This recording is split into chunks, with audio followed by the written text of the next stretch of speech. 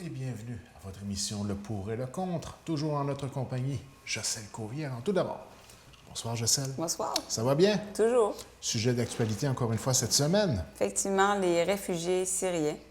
Et je réalise qu'on en entend beaucoup parler, mais il y a aussi beaucoup de désinformation, comme dans beaucoup de domaines là, sur Internet. Donc, ça va permettre de remettre les choses dans leur contexte, expliquer vraiment qu'est-ce qui se passe avec les réfugiés syriens et les gens vont pouvoir se faire une meilleure opinion par la suite.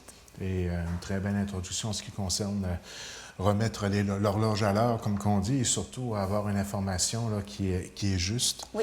et qui permet de mieux brosser un portrait de ce qui est en train d'arriver et du défi que ça va être aussi et de tout ce que ça implique de recevoir ces réfugiés-là chez nous. Et je dois dire qu'il y a eu une excellente participation sur les différents réseaux sociaux pour ce sujet-là. C'est un sujet qui touchait énormément les gens. Bien évidemment, on est concerné parce que nous allons recevoir des réfugiés au Québec. Ce n'est pas un projet de loi, c'est en train de se faire. Et donc, les gens se sentaient interpellés. Et je peux vous dire qu'en général, la plupart des gens étaient pour. J'aurais cru l'inverse. C'est que des fois, les gens qui sont contre quelque chose, c'est parfois ceux-là qu'on entend le plus et le plus fort. Donc, on a l'impression que c'est une idée généralisée dans la population, mais j'ai recueilli les opinions et la plupart des gens étaient en faveur sous certaines conditions qu'on va voir plus tard. On s'aperçoit même au niveau des différents bulletins de nouvelles là, que l'opposition cherche à aller un peu dans le sens contraire au niveau de la rapidité avec laquelle le tout va s'effectuer, mais ça semble quand même au niveau de la population quelque chose d'accepté. C'est une promesse électorale forte de notre premier ministre actuel, M. Justin Trudeau, et on doit le dire, il garde le cap et au niveau de l'opinion publique, ça a l'air d'être quelque chose aussi qui va dans le même sens que notre premier ministre. Là. Effectivement, il y a eu un changement. En fait, les premiers délais, on parlait de d'ici la fin décembre, je crois, mais là, ça a été reporté au mois de février là, parce qu'on a vu que c'était pas très réaliste de faire entrer autant de réfugiés en si peu de temps pour faire les vérifications. Là. On y va maintenant avec la mise en contexte, une mise en contexte très intéressante. Là, je vous invite à écouter attentivement l'information. C'est vraiment très intéressant. Oui, bien, d'abord, on va débuter par le début. Qu'est-ce qui se passe en Syrie? C'est une guerre civile depuis 2011. En fait, depuis le printemps arabe, le fameux printemps arabe, il y avait eu des soulèvements en Égypte et dans une bonne partie des pays arabes. Et ce qui s'est passé en Syrie, c'est que la population a fait des manifestations, s'est soulevée contre l'autorité, les gens qui gouvernent, etc. Et ces manifestations-là ont été réprimées par la force de façon très violente. Donc, évidemment, ce qui est arrivé, ensuite, les gens se sont révoltés encore plus. Il y a différents groupes qui se sont créés, des groupes armés, etc. Donc, je ne connais pas la situation dans le détail, mais ce qui se passe, c'est une guerre civile. Et on parle d'au moins 200 000 morts. Certains organismes parlent de 300 000 morts. Depuis 2011, c'est beaucoup. Un chiffre traumatisant. Oui. Donc, les Syriens sont la plus grande population de réfugiés au monde en 2015. Et c'est pour ça un peu qui explique l'urgence de la situation. C'est qu'il y a beaucoup de gens et ce qu'ils font, c'est qu'ils vont dans les pays environnants. Donc, il y a 4 millions de personnes en Syrie qui ont fui leur pays et qui vont aller dans les pays voisins, comme le Liban, etc. Frontalier. Donc, ensuite, on a le Canada qui a pris la décision d'accueillir 25 000 de ces réfugiés syriens. Comme tu le disais, c'est une promesse électorale. Et ils vont le faire d'ici février 2016. Ça, c'est nouveau comme information, hein? Oui. En faisant les recherches, j'ai vu que, le gouvernement avait décidé de changer le délai, si on veut. Ça devait être d'ici la fin de l'année. Mais on a vu que ce ne serait pas possible de le faire parce qu'il y a beaucoup de vérifications. Puis plusieurs premiers ministres de province aussi qui étaient en accord avec le geste, mais qui demandaient un plus grand délai là, au niveau de l'accueil. Donc, si je comprends bien, c'est quelque chose qui a été accepté là, de la part du gouvernement fédéral. Effectivement, et tant mieux, ça montre que le gouvernement écoute l'opposition et la population. Donc, ça va se faire. Les 25 000 vont être accueillis, mais le délai va être un peu plus long. Et où ils sont actuellement, ces réfugiés syriens, en fait, ils se trouvent au Liban, en Turquie et en Jordanie. Donc, ils attendent dans des camps de réfugiés. Et le Québec, quant à lui, en recevra 6 000. Je te laisse poursuivre.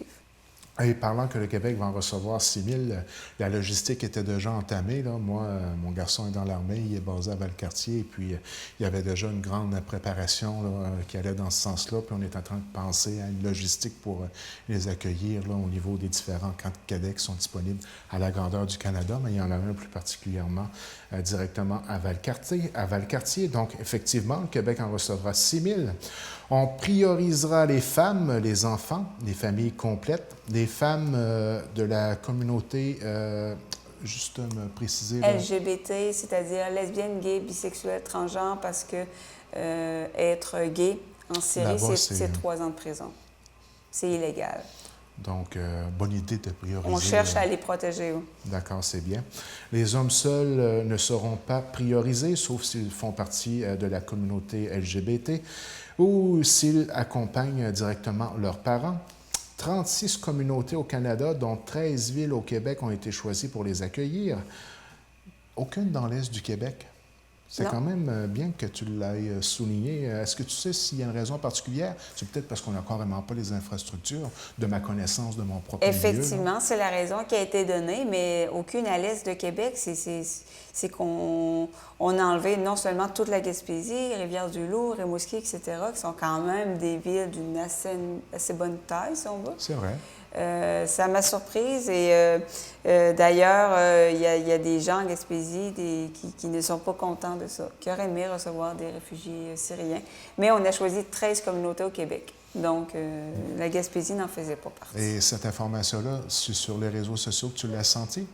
Ah, en fait, c'était un article qui, justement, précisait qu'il y avait seulement 13 localités au Québec et qui expliquait que certains élus de la Gaspésie n'étaient pas contents, qu'ils auraient aimé recevoir des réfugiés syriens et qu'ils se sentaient capables de le faire aussi. Ah, c'est drôle qu'on ait une philosophie de toujours aller vers les zones urbanisées. Là. Oui. Hein, je ne sais pas si c'est dû à une concentration des services ou simplement une philosophie, parce qu'on sait bien que le mode de vie est complètement différent. Hein. Quand on va parler d'intégration un peu plus tard, l'intégration, tant qu'à moi, en région, peut peut-être être plus gagnante sur certains aspects, dont la langue. Moi, je pense que l'intégration pour un réfugié traumatisé serait peut-être plus facile dans un village qui se tient beaucoup, qui t'aide, que dans une ville impersonnelle. Mon avis. Faites une petite parenthèse comme ça. Là. Oui. Plusieurs élus gaspésiens auraient souhaité, oui, on vient de le dire, accueillir ces réfugiés, démographie, combler les emplois. Oui, c'est vrai qu'on a des besoins assez spécifiques en emploi à tous les ans. Là, au niveau des travailleurs d'usine, là, on n'arrive pas à subvenir à la demande. Et la raison de l'exclusion de la Gaspésie, manque de structure et d'organisation. Dans le fond, je n'avais pas lu, puis je m'aperçois qu'on a discuté. Et le coût estimé, je te laisse terminer avec le coût estimé. Donc, 678 millions en 6 ans. Et on dit que, c'est pas un coût définitif parce qu'il peut y avoir des frais en cours de route, etc. Une grosse partie des frais, évidemment, c'est pour l'intégration de ces gens-là. Mais pour ce qui est de combler des emplois, c'est parce que, vous allez voir dans les commentaires, ça a beaucoup ressorti la fameuse expression que je n'aime pas, voleur de job. En tout cas, personnellement, je ne suis pas d'accord avec ça. Moi, je ne pense pas qu'ils vont venir voler les jobs. C'est qu'en Gaspésie, oui, il y a beaucoup de chômage. C'est une réalité et c'est triste. Mais dans le même sens, il y a beaucoup d'emplois qui ne trouvent pas d'employés. Comme tu disais, dans les emplois d'usine, on n'arrive pas à avoir des employés. Hein, des cueilleurs. Des cueilleurs aussi. Des emplois qui sont parfois moins... comment je pourrais expliquer ça? Rémunérés avec des conditions de travail plus difficiles? Ils sont moins bien vus par certains Gaspésiens. Ils ne vont pas aller nécessairement tout de suite vers ce type d'emploi-là. On doit faire venir des gens de l'extérieur pour combler ces emplois-là. C'est dans ce sens-là qu'on dit que ça va aider l'emploi et que les élus parlaient en ce sens-là. Et aussi, en Gaspésie, on a une population vieillissante. Oui. Beaucoup de jeunes s'en vont vers l'extérieur. Donc, à un moment donné, il va falloir des gens pour combler ces emplois-là, des gens à la retraite. Donc, c'est pour ça. Là. Ça peut paraître un peu impressionnant de lancer un chiffre comme ça, 679 millions sur 6 ans.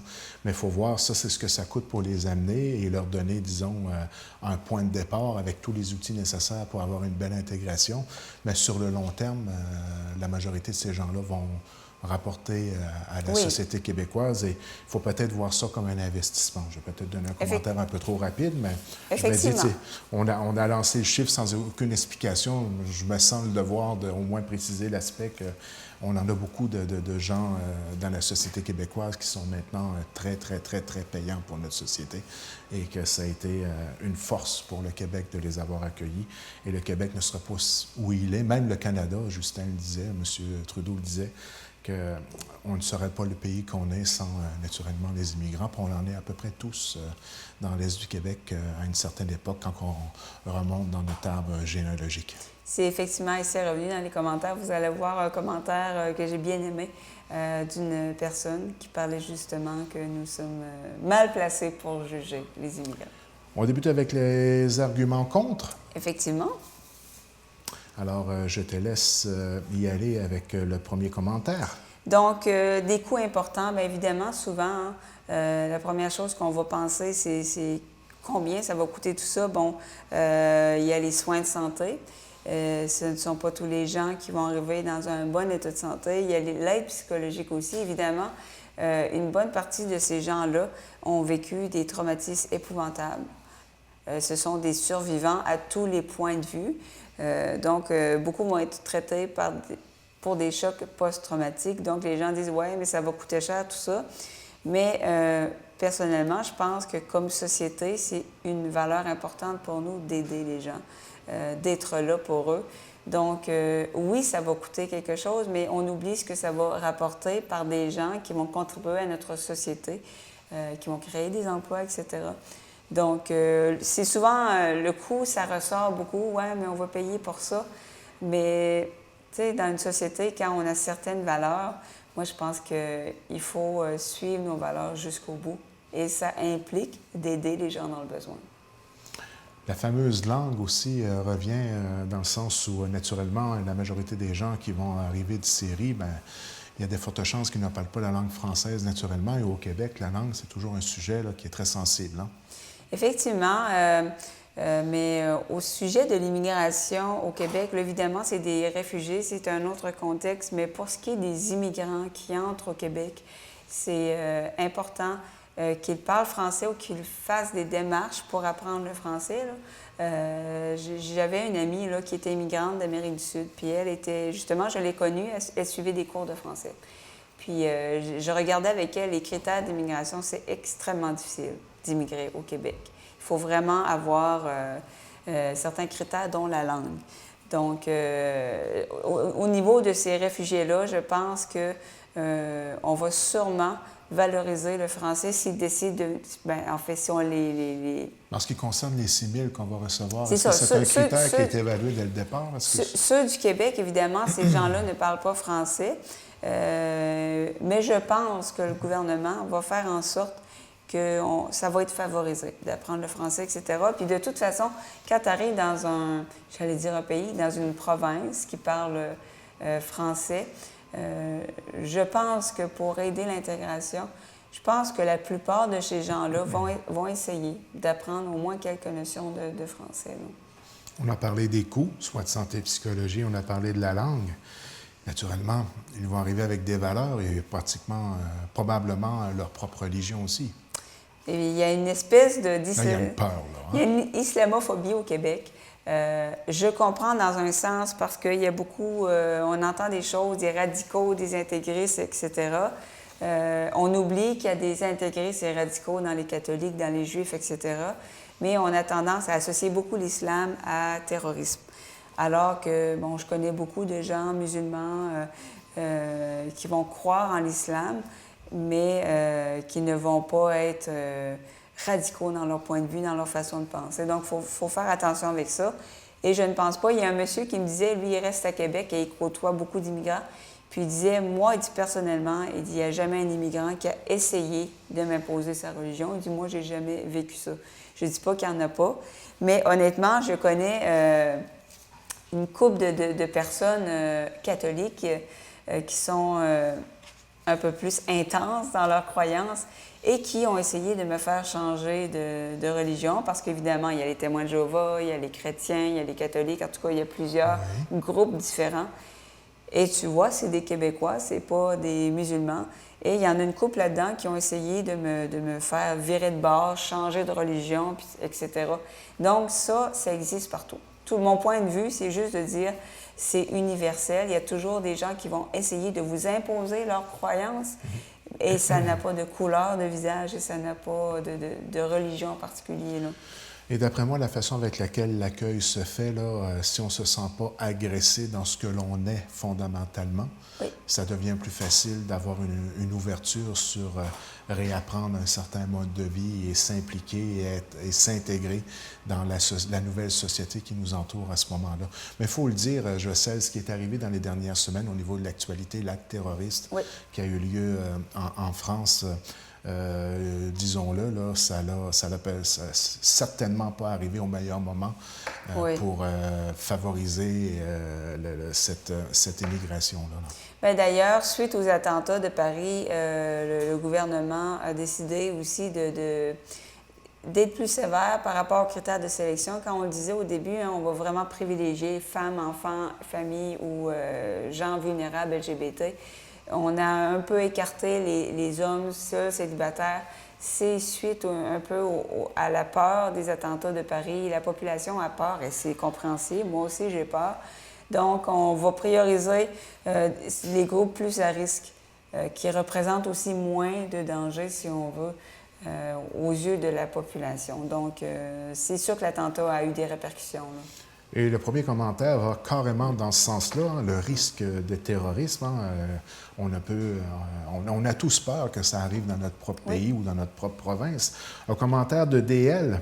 J'ai une crainte que des groupes se forment ou que ça aide cette immigration-là. J'imagine ce à quoi pensait DL, c'est que cette arrivée massive apporte les gens à se regrouper avec des idéaux qui sont très différents des nôtres et même des idéaux complètement dans le champ. Là. Effectivement, mais comme je disais, je pense qu'en ciblant certains groupes, il y a moins de chances que des groupes rebelles se forment parce que, au niveau... Il y a un bon filtre au départ directement là-bas sur le terrain.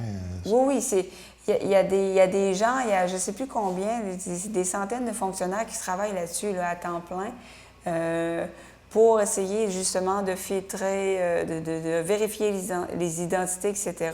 Puis ce qu'on nous disait aussi, je lisais dans la recherche, dès qu'on a un doute, on met le dossier de côté et on va le vérifier plus tard. On ne va pas faire entrer des gens si on a un doute. Donc on va le mettre de côté et on va réfléchir plus tard si on le fait entrer.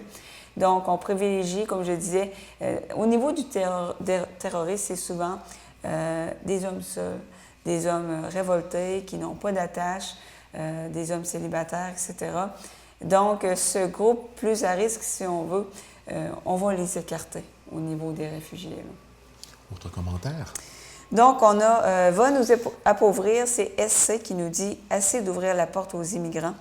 On est assez pauvres comme c'est là. » Et même, j'ai entendu cet argument-là de d'autres personnes dans les différents médias. Là, pourquoi pas s'occuper de nos pauvres à nous, hein, les itinérants ou la communauté autochtone, là, qui, dans l'actualité, elle aussi, ça a été épouvantable, ce à quoi on a dû prendre conscience par rapport à ce qui s'est passé dans les années passées. Donc, à quelque part, ça peut être très compréhensible comme argument, ça. Bien, en effet... on le disait, le chiffre tantôt, là, c'est 670... Je vais faire un lien simple, là, mais soyez conscient que je suis conscient que ce que je dis ne tient pas nécessairement la route. Mais si on disait le 678 millions qu'ils veulent investir dans 6 ans pour intégrer ces gens-là, est-ce qu'on ne pourrait pas tout simplement l'investir à améliorer la qualité de vie des Canadiens déjà en place avec tous les défis que certaines communautés ont à relever? Ça pourrait être une vision simpliste. C'est sûr, je comprends les gens. C'est un choix de société. Comme je disais, c'est nos valeurs, tout ça.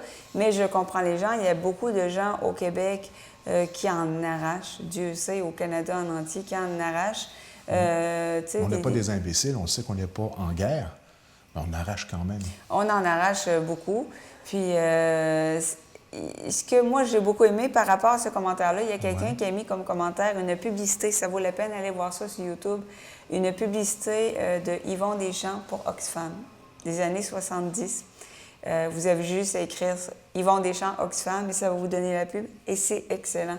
C'est expliquer un peu la mentalité des Québécois. On leur demande de l'argent pour donner à Oxfam de l'autre bout du monde. Puis ils vont vous dire, ouais, mais il y a plein de monde au Québec qui meurt de faim. C'est eux autres qui sont importants d'aider. Pourquoi aller aider l'autre bout du monde que je connais pas? Il y en a ici qui ont besoin d'argent. Après, tu vas les voir pour, justement, recueillir de l'argent pour les gens du Québec. Ouais, mais ces gens-là se plaignent pour rien, qui vont en Afrique, ils vont voir c'est quoi la vraie pauvreté. Donc, allez voir la pub parce que c'est dit Yvon Deschamps qui a le tour, puis c'est excellent. Donc, oui, il y a la pauvreté ici, et oui, on devrait faire plus, et on devrait couper à bien des endroits, tant qu'à moi, pour aider les gens d'ici. Mais ça ne veut pas dire qu'on ne peut pas aider les gens qui souffrent ailleurs. Comme je le disais, je pense que c'est notre valeur hein, en tant que Québécois, en tant que Canadiens, d'aider les gens dans le besoin. Mais je comprends les gens, je comprends ce réflexe-là parce que Dieu sait qu'il y a des gens qui souffrent au Québec. Il faudrait peut-être voir ces ressources humaines-là comme des ressources étant un investissement pour l'avenir du développement de notre propre, soit province ou notre propre pays. Ça peut être ces gens-là qui vont vous aider. Parce que c'est bien beau dire qu'on est dans la misère, mais il reste qu'on n'est pas en pleine guerre civile quand même. Il faut faire la part des choses. Notre vie n'est pas en jeu comme ces gens-là. C'est pas le même contexte. Puis pas facile de se mettre à la place de ces gens-là simplement en s'assoyant derrière la table et puis en mangeant notre poutine. Là, on regarde ça aux nouvelles des fois, puis on dirait que ça dépasse la réalité. On a de la misère à comprendre comment ces gens-là vivent de la pression et puis vivent une situation sociale qui est très difficile à s'imaginer lorsqu'on est dans nos pantoufles de Fantex. La fameuse expression, assis dans le salon avec un bol de popcorn à écouter un film. C'est deux mondes. Hein? Notre vie n'est pas en danger. On dit qu'il peut y avoir des menaces terroristes ici, mais je veux dire, notre vie, il n'y a pas de guerre civile, comme tu le disais. Là. Dernier commentaire en ce qui concerne les arguments contre. Déjà difficile de trouver des emplois. Un commentaire de MB. Moi, je suis contre. Ils vont venir prendre nos jobs et faire encore plus de chômeurs. Ça, c'est un discours que j'entends année après année. Oui. Guerre civile, guerre à dans d'autres pays, quelle que soit la situation, ce discours-là, il est tout à fait présent chez beaucoup de personnes. Et comment faire pour avoir une vision qui ne va pas dans ce sens-là? Pas toujours facile. Bien oui, comme je disais tantôt, il y a des emplois qui sont moins valorisés par les gens et comme les usines, chapeau, c'est pas un travail facile, hein, on va le dire tout de suite. Puis, mais ces gens-là sont prêts à le faire. Et c'est pas juste les réfugiés. Des fois, moi, il y a des gens de la ville qui déménagent en Gaspésie et qui me disent qu'ils se font regarder comme c'est ça, tu t'en viens voler nos jobs ici.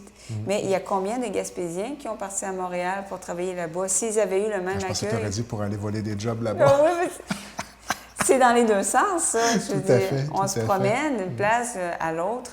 Et donc, non, il ne faut pas les voir comme des voleurs des jobs. Et vous allez voir plus tard dans les commentaires que ces gens-là créent beaucoup d'emplois. Parce que c'est beaucoup ces gens-là qui vont faire des petites entreprises. C'est qu'on va le voir plus tard dans les commentaires. Donc, tranquillement, pas vite, on va glisser vers les arguments pour. Et les arguments pour, j'imagine qu'ils essaient de changer un peu la vision qu'on a de la façon avec laquelle on les accueille, mais aussi la vision qu'on a de les voir en tant qu'acteurs à l'intérieur de notre société. Oui. On va le sentir dans les arguments, je pense que c'est un peu ça. Là, hein? Oui, et ce qui est important de dire, c'est que la majorité des gens qui étaient pour avaient toujours un bémol quand même. C'était pas oui, on laisse entrer... Ils disaient oui, mais pas de n'importe comment, avec des bonnes structures, des critères, des filtres. Après ça, on les accueille pas n'importe comment, puis on fait pas ça tout le temps non plus. Donc, il y avait quand même des bémols. Là. C'est ce que j'appelle une belle improvisation avant de penser au caractère infographie de l'émission. On va donner une chance aux régisseurs. Donc, on y va avec un premier commentaire dans les arguments pour. Oui. Nous avons la réputation d'être une terre d'accueil, et ça, c'est vraiment le cas, hein, même à l'international pendant plusieurs années. Un commentaire de ID. Depuis quand le Canada et le Québec ne sont pas une terre d'accueil pour les gens dans le besoin? Pour moi, ce n'est même pas une question qui devrait se poser.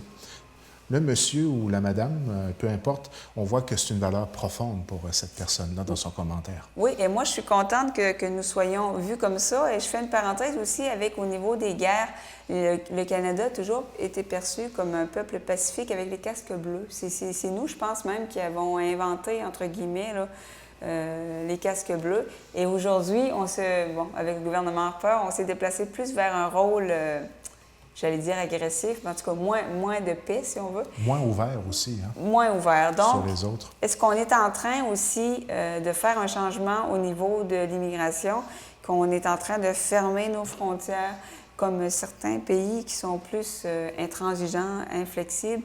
Donc, oui, moi, je suis fière quand on cite le Canada comme terre d'accueil. Ça ne veut pas dire qu'on veut que tous les immigrants entrent au Québec ou au Canada, c'est pas l'idée, mais que nous soyons vus comme une terre qui accueille, entre autres, les réfugiés. C'est des gens que leur vie est en danger. En tout cas, moi, c'est une valeur importante. Si on regarde qu'est-ce qui a été véhiculé dans les valeurs des dernières élections, on sentait vraiment là, que la population voulait aller vers un esprit d'ouverture beaucoup plus grand. Hein, ça a été quand même une victoire assez flagrante là, du Parti libéral. Et c'est un peu le discours qu'on entendait de M. Trudeau sur justement cette réputation d'être une terre d'accueil. Nous sommes une société qui s'est construite avec les immigrants. Alors continuons à voir les immigrants comme une force pour maintenir la qualité de vie, atteindre nos différents objectifs. Et sur la scène internationale, je peux vous dire, j'ai des amis un petit peu partout dans le monde là, et me disent, le Canada, on est très bien coté. On est vu vraiment comme un peuple justement accueillant, mais un endroit où il fait bon vivre. On a vraiment une bonne cote. Elle a baissé un peu avec le gouvernement Harper, avec les trucs environnementaux, les guerres, etc. Mais on est bien vu. Puis moi, je suis fière de ça. Dis-moi donc, est-ce que tu as ressenti avec les différentes correspondances que tu as avec l'autre côté de l'Atlantique une certaine joie de voir le Parti libéral revenir au pouvoir avec Justin Trudeau? Parce que je pense que ça se sent. Il est carrément une vedette là-bas. Là. C'est incroyable. Là. Ben oui, les gens voient vraiment une différence comparativement au gouvernement précédent. C'est le jour et la nuit. Et au cours du gouvernement Harper, les gens me disent souvent c'est tellement différent la mentalité au Québec et du reste du Canada, on dirait que c'est deux pays. Et c'était le cas. C'était le cas. Tandis que là, ça rejoint plus, qu'on soit pour ou contre le gouvernement Trudeau, je pense que ça rejoint plus les valeurs du Québec quand même. Là. Un autre commentaire? Alors, comme je le disais tantôt, créer beaucoup de commerces et entreprises aide les Québécois. JB qui nous dit « Ces gens qui n'ont rien n'ont pas peur de tout perdre à essayer d'améliorer leur sort et celui des autres par le fait même. Je crois qu'ils ont un sens de la solidarité que nous avons perdu. » Juste pour voir une illustration de ça, à Montréal, la majorité des petits dépanneurs sont tenus par des immigrants. Pourquoi? Parce que ces gens-là... comme la personne le disait, ils n'ont pas peur de tout perdre parce qu'évidemment, quand on fait une entreprise, il y a des risques. Ces gens-là vont être très forts pour créer des entreprises, puis je connais des immigrants et effectivement vont souvent aller pour créer. Et ils vont... Même par ici. Hein? Par ici aussi. L'esprit entrepreneur, est-ce qu'on pourrait dire ça? Qu'ils ont ça un peu plus dans le sang? C'est très fort. Ils ont tellement connu d'horreur que, oui, ils vont prendre le risque de faire une entreprise. Et ironiquement, ils vont créer des emplois pour les Québécois. C'est pour ça que je dis, ceux qui disent voleurs de job, oui, mais il y a beaucoup d'immigrants qui créent des emplois pour les Québécois, qui créent leurs propres emplois, donc ils n'enlèvent rien à personne, qui aident l'économie. Et quelqu'un me disait aussi, il dit, ces immigrants-là qui viennent de camps de réfugiés, ils vont travailler des fois 7 jours sur 7. Ils sont tellement habitués à être en mode survie qu'ils vont être ici, ils vont continuer. C'est la main-d'œuvre et malheureusement, dans certains cas, il y a certaines personnes qui vont abuser aussi de cette main-d'œuvre-là parce qu'ils sont prêts à faire n'importe quoi pour essayer de survivre. Donc, moi, le fait qu'ils créent des entreprises, je peux le dire personnellement, effectivement, c'est ce que je constate. Beaucoup, beaucoup. Et ils ont des bonnes idées. Souvent aussi... des valeurs appliquées de façon différente. Oui. Hein? Que ça devient comme un peu, quand tu discutes avec ces gens-là, ma foi, c'est rafraîchissant. C'est différent. Nous, on est habitués d'une façon de faire. Évidemment, on a été élevés d'une certaine façon. Notre culture est d'une certaine façon. Tu as des gens qui viennent d'une culture totalement différente. Ils vont amener des idées. Ça va être rafraîchissant, comme tu le disais. Ça va faire évoluer l'économie, la culture ici.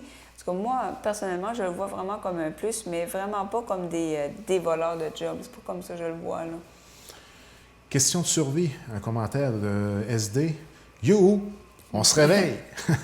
Ce n'est pas des membres de Daesh que le Canada accueille, mais des femmes, enfants et autres personnes en détresse qui risquent de se faire tuer dans leur pays. On ressent ici vraiment le cri du cœur là, sur l'éveil écoute, allume, ça va pas bien là-bas, là, ils sont en situation de crise, là, ils ont besoin d'aide. Ils ont besoin d'aide et je lisais un article un commentaire sous un article de journal et il se disait réalisez-vous que ces gens-là fuient la même chose que nous. Ils fuient le terrorisme, ils fuient les gens radicaux. Ces gens-là fuient vraiment la même menace que nous, mais on est en train de les accuser d'être ça, d'être les terroristes, tout ça. Mais ils fuient exactement la même chose qui nous fait peur.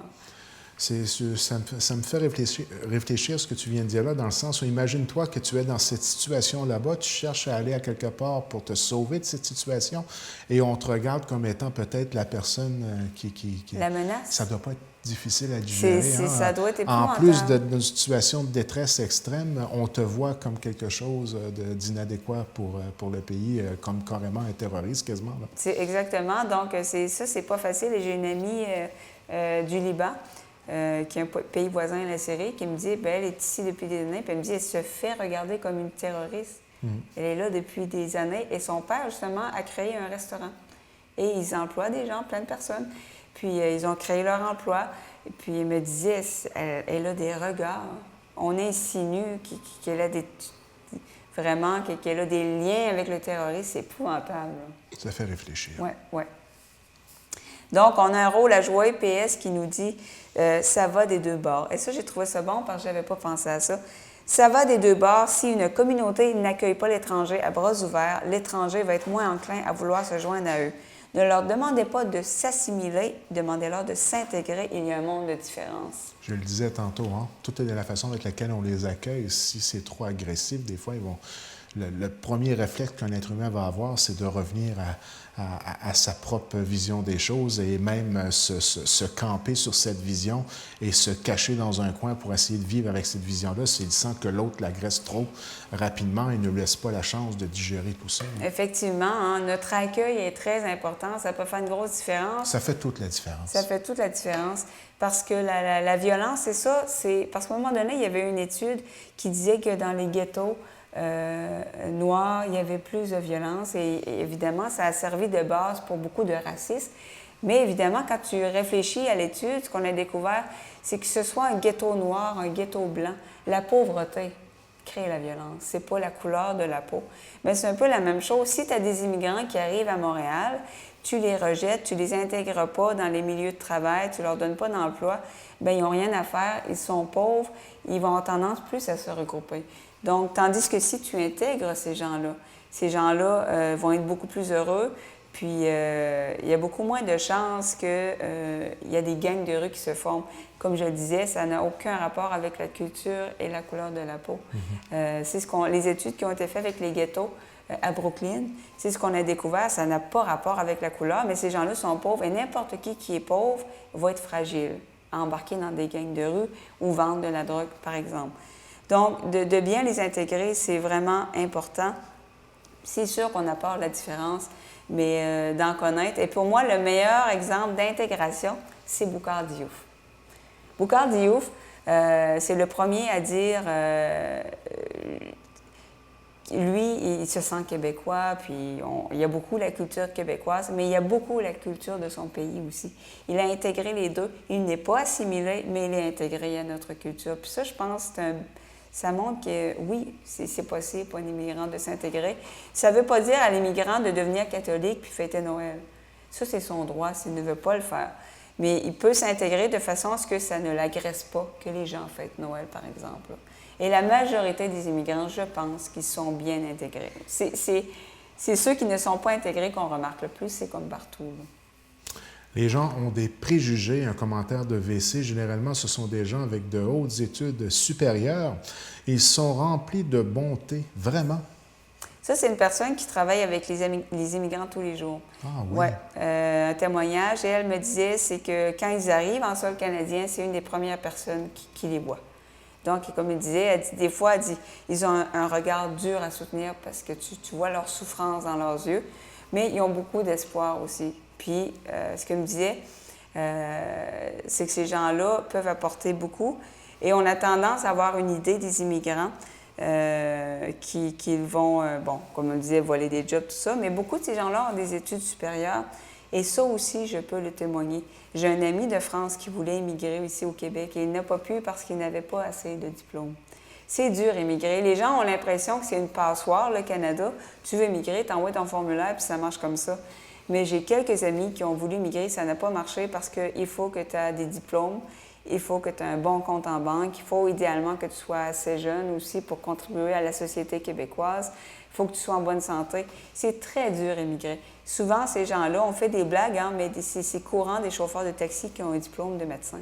C'est courant. Donc, on exige de ces gens-là vraiment des gros diplômes. C'est pas... on a beaucoup de préjugés, hein, c'est qui circulent à ce niveau-là, mais ces gens-là sont capables de faire beaucoup, beaucoup de choses. Donc, tenir compte de ça. Se mettre à leur place, on a CN qui nous dit qu'on passe au peigne fin et qu'on établisse des critères sévères et sérieux. Si jamais on vivait ces drames au Québec, on aimerait que d'autres pays nous ouvrent leurs portes. Fait réfléchir, hein?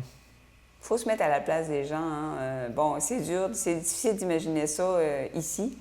Mais j'aimerais ça, moi, qu'un autre pays m'ouvre sa porte s'il y avait une guerre civile au Québec. Et comme je le disais, pour la plupart d'entre nous, c'est un peu ça, hein? Oui. En tout cas, en ce qui concerne ma propre famille, là. Oui. Le devoir, un commentaire de AG, nous sommes tous des fils et des filles d'immigrants. Bon, tu vois, des fils et des filles d'immigrants. À un quelconque moment de notre histoire québécoise, refuser de porter secours à des personnes en détresse est un crime et soulève quelques questions sur notre côté humain, sur notre conception de l'être humain, bien sûr. C'est très bon commentaire. C'est des gens qui risquent de mourir. Ça résume plusieurs aspects de ce qu'on a discuté au préalable. Hein? Oui, il y a des spécialistes qui disaient, là, c'est la plus grande population de réfugiés au monde et on est là à les regarder mourir.